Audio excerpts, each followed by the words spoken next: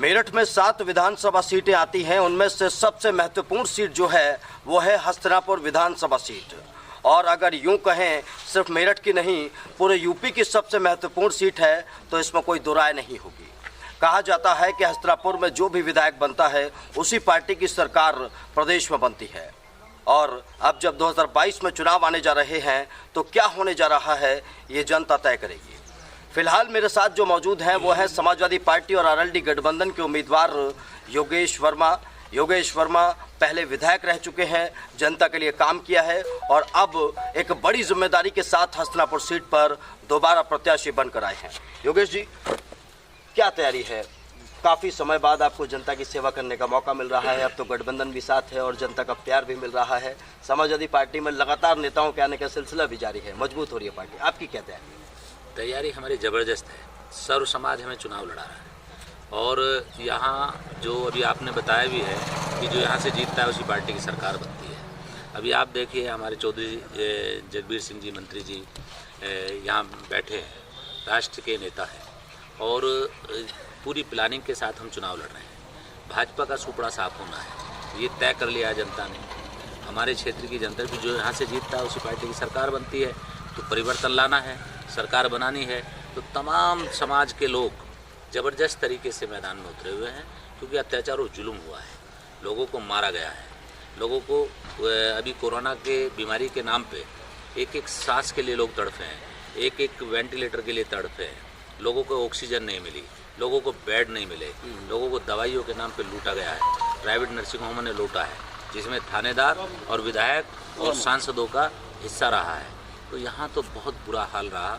और आपने लॉकडाउन का समय भी देखा होगा, लॉकडाउन में कई 100 किलोमीटर लोग पैदल चले हैं। उनके बच्चे, जो मासूम बच्चे, मैंने एक वीडियो देखी, उसमें एक बच्चे का पिता गोद में लेके बच्चे को चल रहा था, माता उसके पीछे चल रही थी, बच्चे का दम निकल गया था, मर गया था भूख की वजह से। उसने अपनी पत्नी को नहीं बताया कि बच्चे की डेथ हो गई। तो आप ये सोचो कि किस तरीके का मंजर था, किस तरीके का माहौल था। देश में जलियांवाला बाग की तरह लाठियाँ बरसाई गई, किसानों को कुचल दिया गया गाड़ियों से। तो लोगों ने तय कर लिया, जनता ने मन बना लिया है कि इस सरकार को उखाड़ के फेंकना है। योगेश जी, मैं हस्तिनापुर में घूम रहा हूँ, मैं लगातार जनता से बात कर रहा हूँ। जनता महंगाई को भी मुद्दा मान रही है और विकास को भी मुद्दा मान रही है, कैंडिडेट को भी मुद्दा मान रही है। तो ऐसे में बतौर कैंडिडेट आप हस्तिनापुर की जनता से को क्या आश्वस्त करना चाहेंगे? देखिए, पहली बात तो ये है कि जनता चाहती है, अब जिस तरीके का माहौल है, बेरोजगारी जो मुद्दा है, भाजपा के पास कोई मुद्दा नहीं है। भाजपा के पास अगर कोई मुद्दा है तो हिंदू मुस्लिम का है। हमारे पास बहुत सारे मुद्दे हैं। हमारे पास बेरोजगारी का मुद्दा है, हमारे पास क्षेत्र में विकास नहीं हुआ। हस्तिनापुर की नींव जब रखी गई थी, जब चंडीगढ़ की नींव रखी गई थी, और चंडीगढ़ जो विकास के नाम पे आसमान छू रहा है और यहाँ पे जीरो है हस्तिनापुर। जबकि मेरा तो कहना ये है, अभी आपने बताया कि मैं घाट देख के आया, ये देख के आया, वो देख के आए। यहाँ हस्तिनापुर पर्यटन क्षेत्र है, विश्व में जाना जाता है। यहाँ इस तरीके से विकास करना चाहते हैं कि जिस तरीके से ये हस्तिनापुर है, जनता भी यही चाहती है कि रेलवे लाइन से जोड़ा जाए इसको। हस्तिनापुर में बड़ा एक उद्योग लगे, जो बेरोजगार घूम रहे हैं उनको रोजगार मिले। हमने गंगा का पुल बनवाया था जब मैं यहाँ से विधायक था, मैंने सरकारी अस्पताल बनवाए। लोगों को वो नहीं मिलते, क्या बोलते हैं, जो मैंने बिजली के लिए बिजली घर बनवाए और सरकारी अस्पताल के साथ साथ एक प्राइमरी जूनियर हाई मतलब स्कूल बनवाए।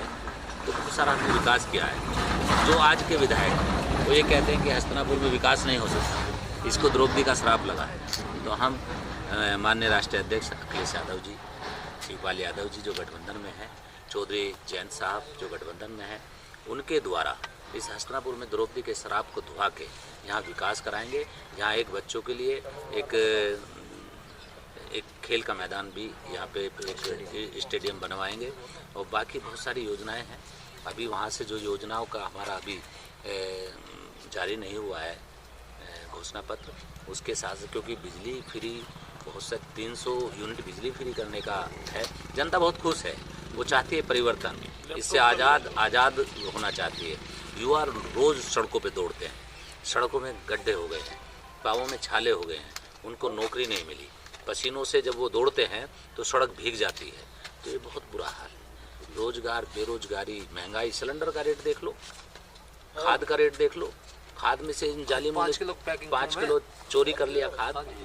किसानों को गन्ने का पेमेंट नहीं मिलता, मिल वालों की सेटिंग रहती है इनसे ऊपर वालों से। तो अब बहुत जल्दी परिवर्तन होगा। और मैं तो ये कहूँगा कि कभी हवाओं के रथ पे दिखाई देता है, कभी खुद अपने आप में दिखाई देता है, और चुना गया था वतन के लिए, वो हमेशा दूसरे मुल्कों में दिखाई देता है। देश के लिए तो कुछ किया ही नहीं। चलिए सर, एक आखिरी, हाँ, ये क्या कहना ये चाह रहा हूँ कि प्रदेश ने तय कर लिया है कि इनको भगाना है, सुपड़ा साफ करना है और उसके बाद देश से भगाना है।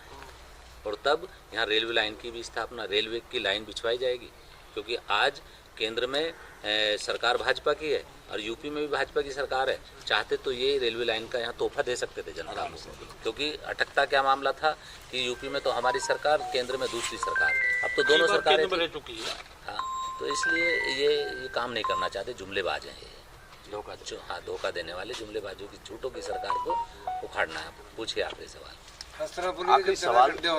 आखिरी सवाल ये है, कितनी बड़ी जीत मिलने जा रही है हस्तिनापुर सीट पर? क्योंकि हस्तिनापुर में अगर जीत मिल रही है तो प्रदेश में सरकार बन रही है। देखो, जीत तो जनता ने तय कर दिया है और ये आपको भी मालूम है। अभी आप खुद ही बता रहे हैं कितनी बड़ी जीत मिलने जा रही है। तो जीत होती है। और हम तो ये कहेंगे, हम तो जनता से कहते हैं, कर्मा में एक गाना सुना होगा आपने कि जिंदगी हर कदम एक नई जंग है और जीत जाएंगे हम तू अगर संग है। तो हकीकत में तमाम लोग जो हैं सब साथ हैं, पूरी तरीके से माहौल अच्छा बना हुआ। जीत एक रिकॉर्ड तोड़ वोटों से जीती जाएगी। बड़े बड़े नेता, बड़े बड़े योद्धा हमारे साथ हैं। यह हस्तिनापुर योद्धाओं का क्षेत्र है, यहाँ भीम जैसे पहलवान हैं, यहाँ महाभारत हुआ है। और ये जो चुनाव है ये महाभारत है, ये जंग है। इस जंग को अब की बार सच्चे लोग जीतेंगे, सच्चाई पे लड़ाई है, झूठों को भगाएंगे यहाँ से। अत्याचार हुआ है, प्रधानों को बुला बुला के कमरे में बंद कर करके डांटा है। ये कहा कि ठेकेदारी, तुम्हारे यहाँ जो विकास होगा ये ठेकेदार करेगा। उन्होंने इसी तरीके से कहा है, एजेंसी डीलरों को बुला के कहा है कि तुम्हें इतने रुपए महीना देना है। विधायक का ये काम नहीं होता है कि थानों से बजरंग दल के लोग, आरएसएस के लोग थाने चलाएं और शाम को हिस्सा लें, ऐसा नहीं होता है। यहाँ बहुत बड़ी लूट मार मचाई है हिंदू मुस्लिम के नाम पे, और इन्होंने तो अत्याचार किया है, कोई छोड़ा ही नहीं। 2 अप्रैल का मामला आंदोलन आपने 2018 में देखा, उसमें मैं जेल गया, रासुका लगी, और मेरी पत्नी मेयर है। मेयर बनने के बाद तुरंत उन्होंने जो है मेरे पे रासुका लगा दी, मुझे जेल भेज दिया। उसके बाद मुसलमानों को नहीं छोड़ा, सबको मारा। उसके बाद छात्रों को नहीं छोड़ा, शिक्षकों को नहीं छोड़ा, महिलाओं को नहीं छोड़ा, सबको मारा इन्होंने। और फिर बच्चे कुच्चे किसान, जो देश का जो अन्न देता है, जो पेट भरता है, पहले जय जवान जय किसान का नारा लगता था, उनको भी सड़क पे कुचल दिया इन्होंने। 700-800 किसान मारे गए, वहाँ पे शहीद हो गए। इन्होंने बहुत बुरा हाल किया है, इनको अब सज़ा मिलने वाली है। सर्दी के मौसम में पानी की बौछारें, ठंडी पानी की बौछारें किसानों पे मारी गई। क्या कोई भूल जाएगा कि जिस समय वोट डालने जाएगा और बटन दबाने जाएगा तो उस समय इनको तो दौड़ा रहे हैं गाँवों में। समय बहुत जल्दी परिवर्तन आएगा, रिकॉर्ड तोड़ जीत होगी। अखिलेश जी आ रहे हैं, मुख्यमंत्री बनने जा रहे हैं, गठबंधन की सरकार बनेगी। योगी जी, एक सवाल हो रहा है, मुझे अचानक याद आया। अभी मैं इलाके में था तो लोग कह रहे थे कि जो मंदिर दिए गए थे, जो पुराने मंदिर हैं जो दिए गए थे, उससे रिलेटेड ज़मीन दी गई थी, उस पर यहाँ के जो मौजूदा प्रतिनिधि हैं, मौजूदा जनप्रतिनिधि हैं, वो भूमाफियाओं के साथ मिलकर उन पर कब्जा करवाने में जुटे हुए हैं। और लोग, कई संत परेशान हैं, वो इस बात की शिकायत कर रहे थे, दबे मुंह कर रहे थे। भले ही मैं खुलकर बोल रहा हूँ, लेकिन वो दबे मुंह कर रहे थे, कहते हाँ ये लोग, मौजूदा लोग ऐसा कर रहे हैं। तो अगर बनती है आपकी सरकार तो क्या करने वाले हैं ऐसे लोगों के खिलाफ? देखिए, सरकार बनती है, पहले तो जिन पे झूठे मुकदमे दर्ज हुए हैं और जिन्होंने किए हैं उनके खिलाफ कार्रवाई होगी। आज झूठे मुकदमे दर्ज हुए हैं वो सब खत्म होंगे। जो मंदिर और जो मस्जिद, कब्रिस्तान, शमशान जो घेरते हैं, जो जिन्होंने भूमाफियाओं ने घेरे हैं, तो अपने आप ही ऑटोमेटिक जो थानेदार था यहाँ का, उसका वैसे मुकदमा दर्ज हुआ है।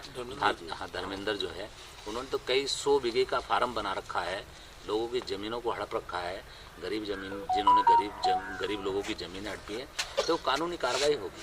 उन पर राष्ट्रीय अध्यक्ष जी ऑटोमेटिक ही जो जुल्म कर रहा है, जो जाति कर रहा है, वो एक एक लाठी का हिसाब तो सरकार ही लेगी ना। जिन पे जुल्म हुआ है सबका हिसाब लिया जाएगा, सबके खिलाफ कार्रवाई होगी। अगर किसी ने सरकार के उसमें मतलब सरकार की ताकत कार्य को गलत तरीके से गलत तरीके से किया, उनका इलाज बनेगा। बहुत शुक्रिया। तो ये थे हमारे साथ गठबंधन के हस्तिनापुर प्रत्याशी योगेश वर्मा। कुल मिलाकर अखिलेश यादव भी ये बात बार बार कह रहे हैं कि मैं एक लिस्ट बना रहा हूं और उस लिस्ट में उन तमाम लोगों के नाम शामिल किए जा रहे हैं जो जनता के साथ धोखा कर रहे हैं। हमें उम्मीद है कि समाजवादी पार्टी आरएलडी गठबंधन जिस तरीके से जनता के बीच जा रहा है, इन्हें प्यार मिल रहा है, ये आने वाले वक्त में जनता से किए हुए वादों को पूरा करेंगे। अपने सहयोगी सूर्यांश के साथ मैं Nakul Chaturvedi, team the Bharat time.